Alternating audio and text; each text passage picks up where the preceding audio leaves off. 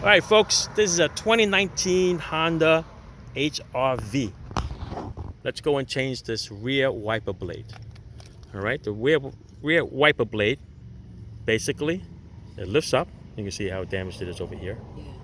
The way this works is you're gonna take it and you're just gonna swing it out like that. Okay, that's how it's removed. It looks like you're gonna snap it, but you're not. Okay, my friend Nick is gonna hold it for me. It's this. All right, you pick it up like this. And you're just gonna spin it out. See that? Oh, shucks now. That was cool. See it, Marsha? Yeah, that Marsha, was give me the new one, cool. Marsha. Huh? This is Marsha on my Hi, YouTube. Marsha. All right, we're gonna go in here. I'm real happy now. I'm sad. Just in here. Right, you put this little clip in that little round part, and this is gonna snap right back on. That is so cool. See? Yes. That's it. Thank you. Easy one. That was easy.